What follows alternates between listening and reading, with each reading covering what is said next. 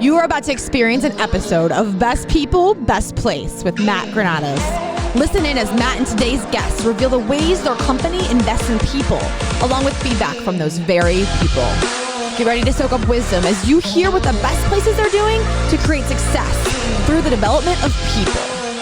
Well, hey, I'm excited to be here. Matt Granados, your host of Best People, Best Place. We're here with Fran Biderman-Gross, who is the owner of Advantages, and we are talking about why her company was recognized and has been recognized as one of the best places to work, and hearing some of the stuff that she's done. I know from just talking with her one-on-one. And again, as you all know, we also ask employees what they think and hearing what her employees have said and some of the stories we have. So, Fran, welcome to the show. Appreciate having you here.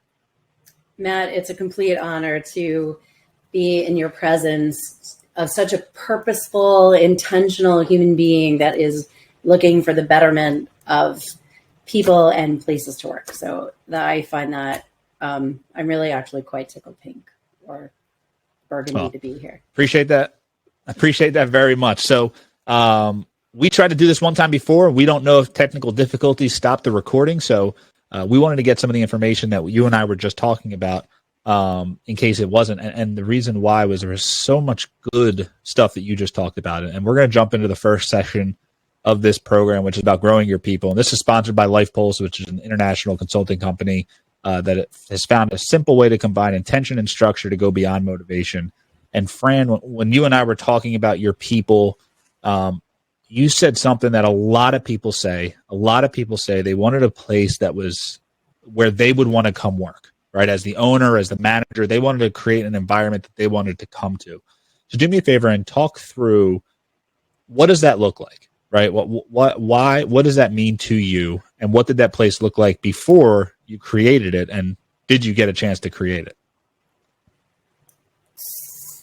So that's a lot of questions in one thing. So I'm going to do my best to be super concise and say that it wasn't easy to dream of the place that I wish I had for myself when I was my younger self, kind of, starting out and climbing the corporate ladder, whatever that means, and being an entrepreneur, whatever that means, and creating an environment that I really wish that I had when I was younger, and I was embraced and I was heard and I was given the safe place to actually be embraced for what one might think is a stupid thing, because good ideas come from everywhere, and you really want to bring out the best in people. And the way to do that is to listen to them, to take care of them, to help grow them, and to protect them in a way that is very much like a family, but isn't. It's really a place of business. And their personal growth, professionally, I would say their professional personal growth. I don't know. I think I just totally messed that up. But you need to grow yourself personally in the place that you work. And I want to see, and I want to reap the benefit of watching people bloom and blossom and mature and truly engage and take accountability and drive responsibility, not only for them, but for their team. I want to see them part of a whole. I want to see them collective. I want to see them respected for their good ideas. There's a joke in my company, we have to translate things. We want to give everybody the space, to say things, because good ideas do come from everywhere. And the truth is, right, Matt, as well as I do, that when someone is excited to come to work, they give more, they do more, because they're able to be more. That's really just the bottom line. It is not inexpensive. It's expensive with time. It is expensive with money, but there is so much more rewarding things that I can think of that detracts from our bottom line, but ultimately doubles it. I mean, I don't know if it's and I think it's funny because don't quote me on that, but you will. But listen, we could talk about branding all day long, but when you buy a brand, you buy the people. You buy the people that lead the brand. So the only way to really understand that is to value all of those things. Did I answer all those questions? I think that's so. No, you did. And one thing you said, you used the word safe, right? Creating a safe environment. And I think that gets misunderstood by a lot of business owners or managers, especially in today's kind of PC world where you need kind of like a freak out room for when someone's feelings are hurt. Otherwise you're not woke enough, but in reality, I know you, I know that you're a very straightforward person, right? And you'll tell people how it is, but something that I've heard you say in the past is, the value of having a safe place is not so that they feel comforted or coddled. It's so they feel comfortable coming up with stupid ideas, right? As you said earlier, of like, bring a stupid idea to the table. So walk me through a time where a stupid idea has come to the table and, a normal person who's not listening to this podcast, who doesn't understand how to make a good place for people to work, might shut it down, but your culture, your team kind of took that idea, refined it, and maybe turned it into something. Do you have an example that you can think of? It's like so many and none all at the same time, right? So I think It's not even about the specific example. It's really about the process. It's about giving people the space to actually speak their mind, to create a safe environment that you're going to value their input, whether you think that it's a good idea or not. We have an office full of whiteboards, and all of our ideas go up on the board. And sometimes, it's great to see a mess and an array of ideas, because what you can look for, and what I'm really good at, is looking for patterns and looking for themes and pulling them out. So you don't necessarily have to highlight the one idea that wasn't good, but you can all embrace what everybody's thinking at the same time. So sometimes it's not necessarily, giving you a specific example. Sure, this morning I made a comment like, oh gosh, we were dealing with flooding and this and that. And then I posted something and I said something, and then we went on to a client work, and I'm like, we should do this. We should think out of the box and, actually deliver some boxes. And like, that was really a stupid idea. Now, I don't know. I get called out on my team, but it wasn't about that. It's about the way you react to it. It's about like, if you activate curiosity, you'll actually get to the root of an idea that is collaborated on if the person's respected. If you don't give them the space, if you don't activate your curiosity, you will dismiss it. You will not grow it. Wow. I hope really that was helpful. And I think that's so, again, I keep hearing, you keep giving these little nuggets, right, to go into one after another. And you said, I get called out on my team. Yep. One of the biggest things we find people run into is the manager, the owner, whoever it is people are afraid to approach them as if they're part of the team. The fact that your team can call you out and say, hey, Fran, that's not a good idea. And it's not, they don't lose their job over it. They're not nervous about it. And in fact, it's probably, you might push back. You're a pretty tough woman, right? To show your idea of what you want it to be. But the fact that you allow it to happen, walk me through the value that your people are able to respectfully, right? That's a big deal. Ask you questions or poke holes in an idea of yours to get clarity or potentially move it forward. So there's two things that I want to not forget to tell you. First of all, there's a chapter in the book where I actually go off and tell a story. I call it the water bottle story. One of our team members who had been working for a couple of years, really a super right hand. Her name was Angelica. Her husband got a great dream job to live in Florida, and they were moving back, and she was going to replace herself. And, that in and of itself was like, wait, what? Like, what just happened? Of course. But at the same time, we were like, of course we want what you want, which is best for you and your family. Right. So we went down the road of interviews and hire. And I'm like, look, I care about you. I want the best for your family. Obviously I want, us to be left in good hands. And right. I only want to meet the two candidates that you feel that could bring something different, replace yourself, but manage the outcome of this role. And I did. I met two people. And after the second one left the room, I I had said something, and I clearly made it somewhat uncomfortable, and I'm probably commingling two stories right now. But she turned around, closed the door, and she goes, okay, that's it. I am going to find a way. I'm taking my job with me. I cannot leave. I brought you the two best candidates after a 2-month search, and I just can't trust either one of them. That's one thing. For someone to be able to tell that to me and to fight to keep their position and to keep their job and grow their life, that's kind of one piece. The other piece, which is really more of what you asked me, is like, how do I encourage that where they could call me out on it? It's like, I start with meetings with intention. I'm part of this team.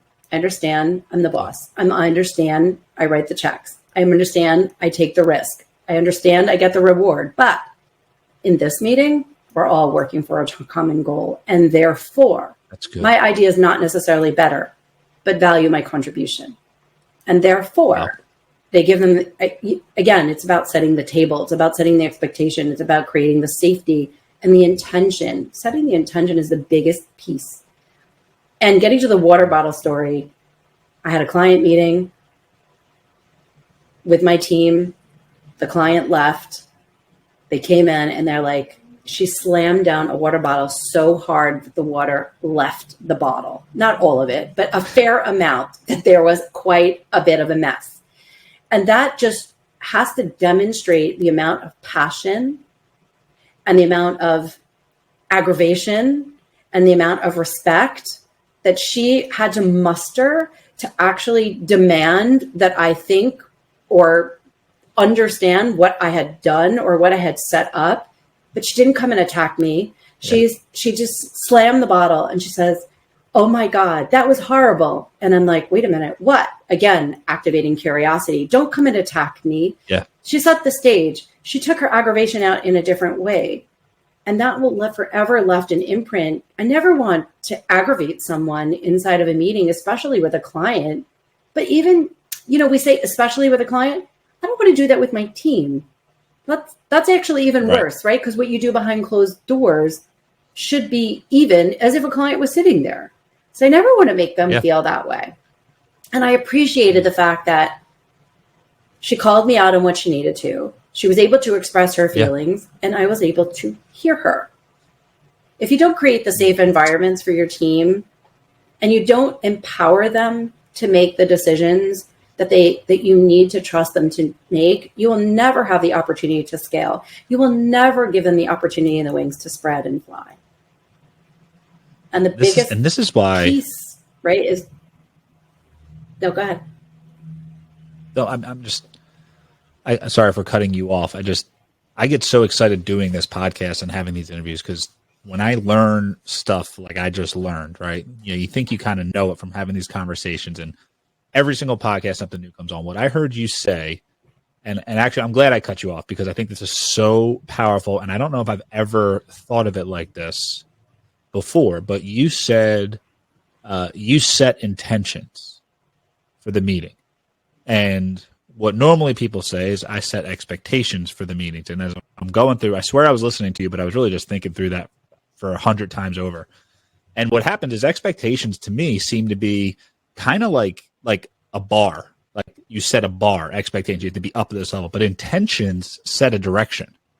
Correct. And, you guys all know intention's a big word to me. I wrote a book about it. So I think that's so powerful that we say when you set intentions of meetings and the intention of where the company's going and the intention of these conversations. And that's why you have somebody who could have easily, and this talks to her character, that she wasn't going to leave you high and dry. Mm-hmm. But characters only go so far when it comes to how you're being treated as an employee. You can have the best character in the world and not bend over backwards for someone who doesn't deserve to be bent over backwards for. And you've built that. So I think that's so amazing. But recognizing the fact that are we setting expectations or are we setting intention? And if we set intention, people will follow that direction. If we set expectations, that's about the highest they're going to go if they even get there. So Matt, I'm going to tell you the secret to every good meeting is you need both. You need to understand, even when I'm on the phone, I don't know, could be anything, right, with a potentially new client. And I start the meeting saying, listen, I hope that at the end of this conversation, we are closer to finding alignment and earning the trust so that you understand that we want to infuse ourselves into the work that you're doing to help you achieve the impact in the world that your company wants to achieve. My intention is to meet you where you are. When people, sometimes they like, what does that mean? It's like, well, I'm probably somewhere else than you are. You're coming to help me understand define success. What does this meeting look like to you? What do you want to learn? What do you want to know?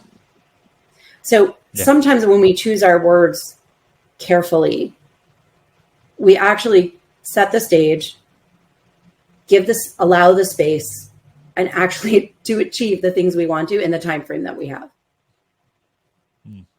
That's good. Well, I just appreciate, again, enlightening me on some of this stuff. As just because I'm the host doesn't mean I know what I'm talking about. That means I just get to ask the questions. That's why I'm only the host, right? That's why I'm not interviewed on it. So let's go into section 2, and this is all about. Section 1 is growing your people, meaning your employees. Section 2 is all about growing the person, right? And there's a big difference there. We use this section to actually not sponsor by anybody, but actually support a nonprofit that we are very, very close with called Eagle University, which helps students 15 to 25 years old get a 7-year career head start, a 501c3. They take students on the college campuses. And if you have a student who's in that age range, you need to look at least at the website, eagleu.com or eagleuniversity.org. But I want to ask you this question, right?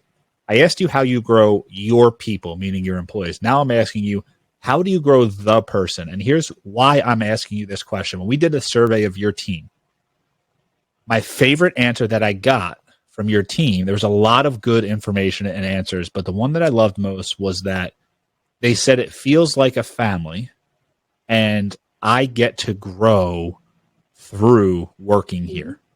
It was so clear that it was they recognize that they're not where they want to be in life, and not in a bad way, but they recognize that working for Advantages is what we call at Life Pulse their purpose vehicle, right? Like it allows them to live the life they want to live. So I know I talk a lot about that one, but it just means a lot to me when I hear that. So what do you do for the actual person, the individual, not the professional, but the personal side of them? Well, there's a bunch of things. And obviously there's really no, there's almost no quick way to kind of answer this. However, what I am going to say is a couple of things. I'm trying to organize my thoughts as I kind of think down, and up.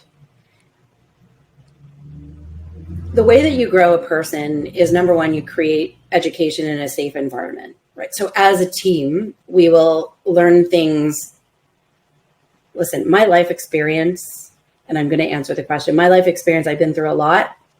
I've reinvented myself a number of times. I have, achieved great heights, gone beneath the earth, come back again a number of times based on different people and or things that are just, beyond the pandemic. Ground zero a couple of times over. And there's things that you take away from these incredibly challenging life experiences and lessons that you learn. And in that way, you need to understand how to educate people. My life experience teaches me there are certain things that are important. I always tell my team that somewhere when you're 65, you're going to be drinking a margarita or a martini or whatever it is on some beach, and you're going to be going, thanks, Fran. Why? Because I have such an important, saving money and tracking and understanding compound and dealing with finance. These are all things that we talk about openly as a company. Do we do it every day? No. Do we do it every month? No. Do we do it every quarter? Yes, we do. Nice. But we have different life things that we take into consideration and we do together. And we learn together, and we actually each bring our favorite TikTok video or our favorite lesson or whatever our favorite thing is. And then we talk about it. And leaving room for this openness to talk about things is actually where the magic really happens. And sometimes, once a year for a couple of years in a row, we did it differently this past year. but I want to understand their mood boards. I want to understand like what goals they're going to set out for themselves. This one wants to get a new apartment. Right. This one wants to take up track record, running. This one wants that gives me the ability to touch them and connect with them, not physically touch them, but connect with them in different ways that are personal to them. That means that I'm rooting for them. My leadership team is rooting for them, and we're doing it for each other. So it's kind of really fun when we play kind of Secret Santa after doing a thing like that. Like, okay, you get X dollars to spend on something that's meaningful to this person. And sometimes it's a draw of the hat, and sometimes I'm pairing people up that I think could use some strength in their own relationships. So it's really, really interesting on how you foster it. And then you talk about the educational component. Well, that's great, but how do we really give them skills and things for them to grow? So I don't know what that looks like.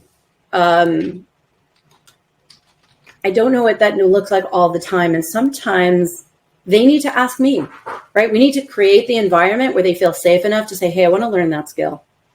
And the way that we do that, especially, post-pandemic, where we would get around the water cooler and the conference room and have lunch and learns and book club and all those kinds of things.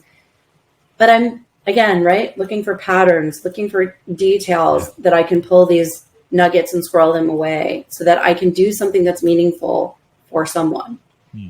Pay for an education. I mean, the pandemic ran, everybody clamped their hands in their budgets, and I got a grant for $168,000 to go educate my people, because if I didn't have clients to deliver work for, I could at least educate them, take the pause, which I call the forced pause, reimagine what Advantages aspires to become, and put it on its trajectory, knowing full well that we were maturing and I needed to mature our team with it. Did I need to hire more skilled people? Yes. Everybody who worked for us pre-pandemic is working for us post-pandemic. That's not common. Exactly.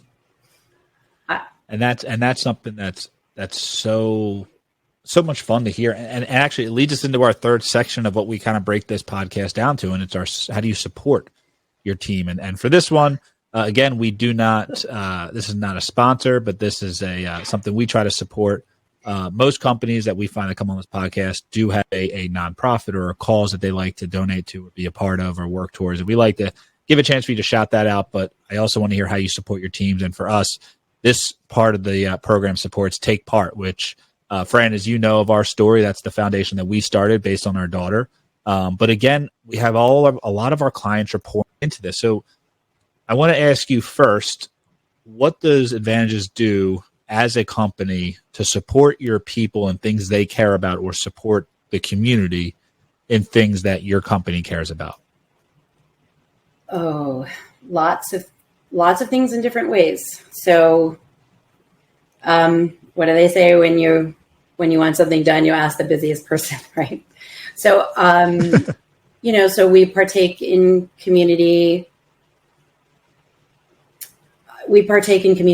Let's start there. I was on the executive board of the Queen's Chamber for 5 years. I actually just stepped down to spend a very focused year. It's the first time I'm actually not going to have an active community board seat. And truthfully, after the pandemic, of being of service for such a critical time, as I believe that the entire US could agree that Queens, New York really was the ground zero of the pandemic. And trust me, wow. I was a warrior out there every single day, not only in the office by myself, but I was out there cooking, delivering, shopping for the community, supporting the community, dropping things off at the hospital for the community.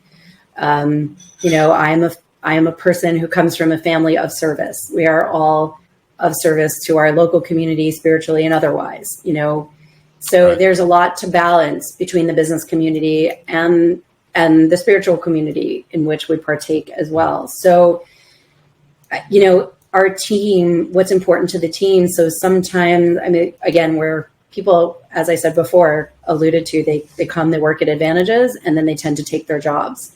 So we've got people spread out literally from coast to coast at this point that once worked inside our big, beautiful, energetic office. And we gave it up. We gave it up a couple of months ago because we needed to serve the team in a different way. So we've created a little mini advantages here in Queens, still close to the airports, getting me where I need to go, playing, home base for when we need it. But we've really embraced the hybrid model of getting together regularly, not often, but regularly, and also embracing a regular communication where we get together 3 half-hour periods a week. We do not talk about clients at all. We talk about things. We highlight each other, things that we learn, and so on and so forth. So it gives me, doing all of these kinds of things gets me, not me, but gets the entire company to know each other and to where to support, paying for an educational component or giving them skills or supporting the causes that are important to them in one way or another, whether it's financially or doing something that we can to support. Look, sometimes we do design work for some of these companies and organizations because that's what's needed and that's what we can do from afar. So everybody gets to partake and everybody gets to benefit and everybody gets to feel supported. Yeah, 2 things. Again, I love that you say that you adapted to what your employees needed, right? Like the hybrid model. A lot of people all of a sudden, okay, so regulations are lifting, everyone back to work, and there's no thought behind the decision besides we want to go back to how we were. And what you said is you actually, and this came up in some of your surveys, was your employees said that you actually listened to them, which most people would say, of course I listen to my employees, but your actions have to match that. Well, and that's a great example. Matt, let me tell you, that was the biggest, hardest one for me to struggle because I like people's faces. I like feeling their energy. It was really hard for me. I held on to the office for a year, hoping for exactly that same thing. And then as the team began to expand, realizing that we were actually hiring people not from New York, we actually we needed to give it an idea. Like we, put a fair amount, made an investment into the space that we're in now. We went from 1,500 square feet to 400. I mean, we have 19 employees at this point. I would say we have 19 team members. How we categorize them legally doesn't really matter, but we have 19 team members. Pre-pandemic, we were not more than 12, and we're growing, healthy and, filling out the gaps in our client delivery, right? If we keep to our own vision, where we really want to rally around the leader's purpose and help them rally teams around them so that they can align to them and actually realize. So kind of give you both the mission and the vision, but not realize as an aha, but realize as an accomplish. And, and I know when you get to the top of a mountain, what do you see?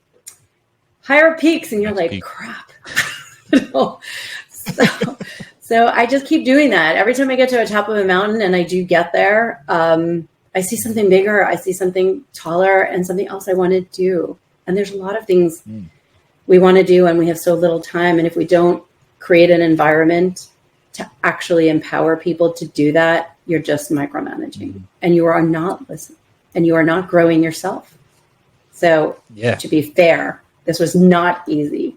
It was an expensive year of not giving up the office and legally getting out of whatever entanglement I was in because I wanted something different. But when I started listening, I might practice what I teach, but I'm not going to tell you it's easy. I'm not going to tell you it's simple. Exactly. It sounds really simple. And that's something, but it's not. Yeah, that's so interesting because when I come into clients, the biggest thing they want me to do is they want their team to be able to adapt. Yeah. And I look at the client and I say, well, how well are you adapting? And it kind of sits them back in their chair a little bit because if you wanted them to adapt, you need to be able to adapt. You want them to be okay with criticism. You should be okay with criticism, right? Like that's why I love hearing how you lead and how you built this. The other thing you said was when it comes to meetings, you said we have them regularly, not often. And I think that's a big deal is regularly that brings some sense of rhythm to what's happening. But you don't have to have them every day, right? Like, and when you have the meetings, you said we don't talk about clients. We take that time and we do the most with it. And talking about clients is not the most with it. So those are two things that I love. I love hearing you say. And then I do want to talk about that $168,000 grant, because when you told me about that at first, I said, how do I get my clients to do that? Right. But in reality, how does anybody tell me where did that come from? Can they find that in their local area? I mean, how does that work? Because I know there's a lot of money out there to pour in and grow your teams. You took advantage of that and you poured into them like crazy. So when it comes to supporting your teams, how could somebody find if that's available for them? So there is a lot of, this is not a simple answer either. I don't think you've asked me one question that's been simple, but that's okay. Sorry for that. It's okay. I bring it. I'm a New Yorker. I could take it. Trust me. It's not a simple answer. The direct answer is there's money for everybody in every state at either city or state level. You need to be incredibly savvy to find it.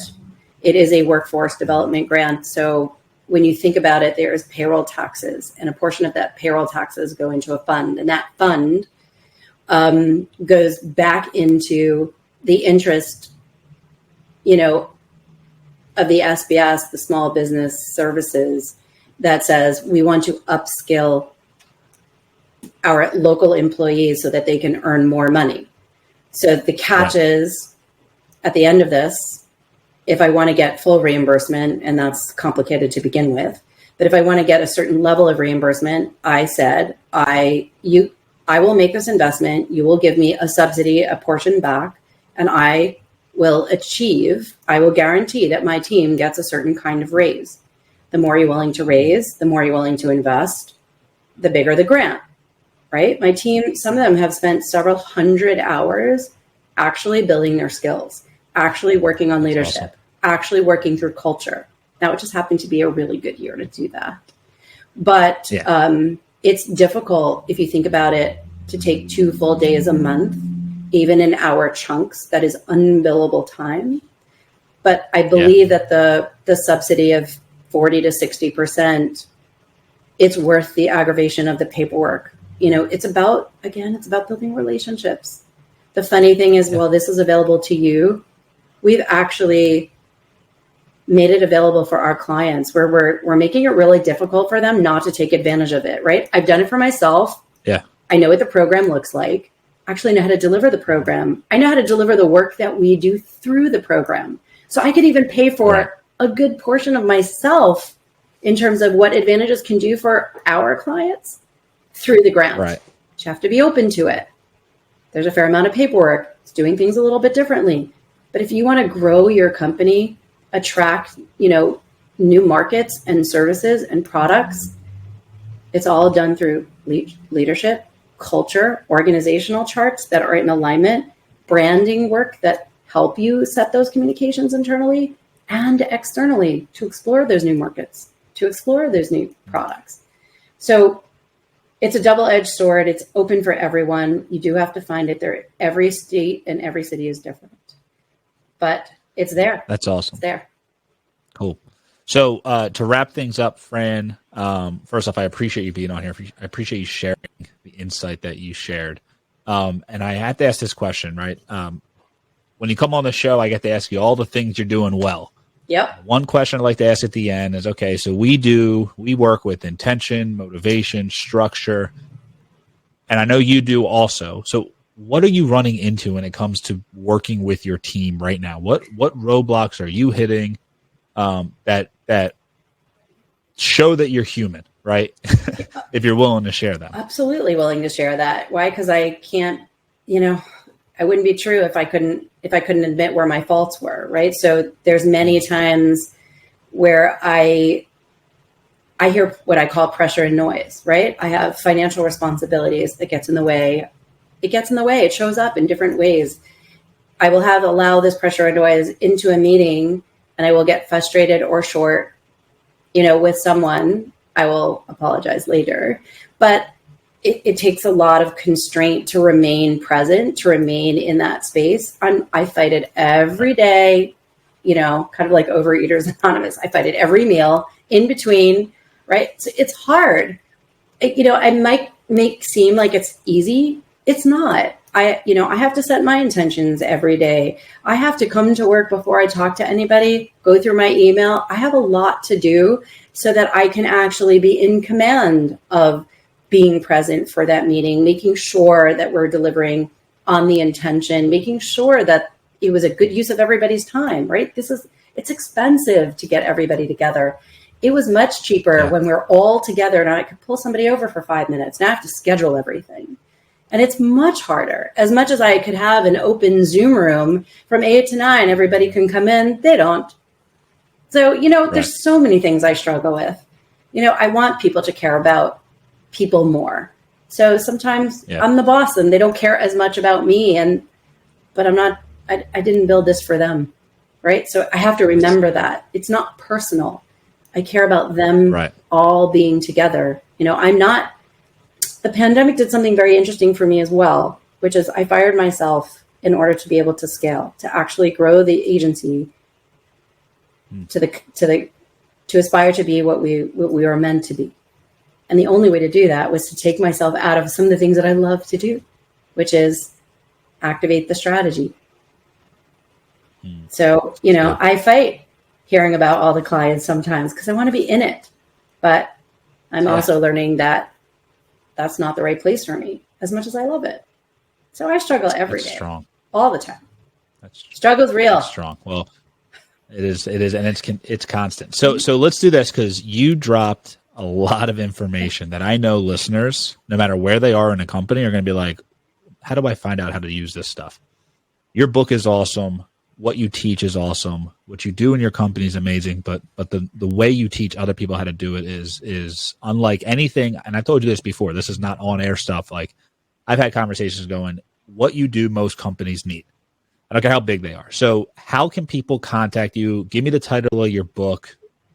Sell yourself real quick for anyone who's trying to get a hold of you. I guarantee you, if anyone's listening to this, they're going, how do I follow up on some of those? Look, for $168,000 to build my team, I'm following up with you on that afterwards, right? So how do they get a hold of you? How do they find you all? And what can they do to get a hold of you? So there's a couple of different things. First of all, you can find us through the agency website, which is advantages.net. Two, they can really take a cruise through the book.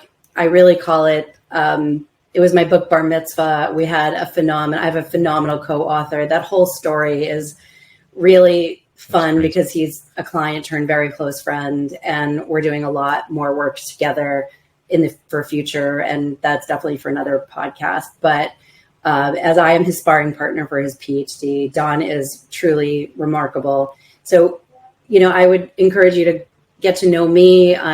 Everybody seems to tell me that they watch videos and things that I say and different things on YouTube. They can pretty much just Google me, Fran Biderman-Gross. There's plenty of content for them to sift through. And if anybody ever wanted to know anything, they can reach me through the book website. They can reach me through Advantages website. They can reach me directly at fran@advantages.net. I'm pretty easy to find. Awesome. Well, Fran, I appreciate it so much. And one last question is, if other people want to get on a list, and I think your story is kind of funny, how you got on the list or how you found out you were on the list. What do you suggest they do? Tell them how you found out, and end it with telling them what would you suggest someone who wants to get on the list or move up on the lists of these great places to work? So, the funny thing about these lists, they don't mean anything to me. To me, when my clients win, we win. When my clients grow, we grow. So I never really set out to win awards or be recognized or any of those things. And funny story is we hired a PR agency for a year and said, help us be better at this because we're doing some great work here. And we want more people to know about it. And there was a whole bunch of things that they taught us. And they were very surprised that they had applied for 13 or 14, I think it was 13 different awards, to which we were recognized almost at the highest categories for all of them, including the Inc. 5000 list. And the following year, when we make the Inc. 500 list, funny thing goes where I got a random text. I wouldn't say terribly out of the ordinary, but unusual to hear from Cameron Herold, for all of the listeners who know who he is. And he's like, Fran, congratulations. I am so proud of you. And I'm like, okay, that was random. That's awesome. Really excited. Like, oh my God, what did I do to make Cameron proud? And he's like, I'm like, that's awesome. What did I do? I was like, I had no idea. He's like, Fran, you made the 50 best places to work. And I was like, I did what? What are you talking about? I had no idea. I didn't even look. We know these lists exist, but it was never a strategy of mine to be on these lists, because to me, I'm the heroes of my customers and I'm the heroes to my team, and that's most fulfilling for me. And that's honestly, awesome. And this was the most meaningful because I didn't know about it. I couldn't apply for it. Your team has to be motivated in order to feel a certain way to actually, get this. If you corral your team to do it, it's not authentic. So it was as authentic as possible. But that's awesome. When you care about people, they care about you. And that's the way you move up on the list. That's great. So care about your people. Fran, we're going to put this together in show notes. For those who are listening, we appreciate it. Fran, thank you so much for your time. Again, keep doing what you're doing. Can't wait for people to grab your book, get your information, actually implement what you're doing with their companies. It is amazing, and we are grateful for you. So everybody, have a great rest of the week. We'll see you on the next episode of Best People, Best Place. Have a good one.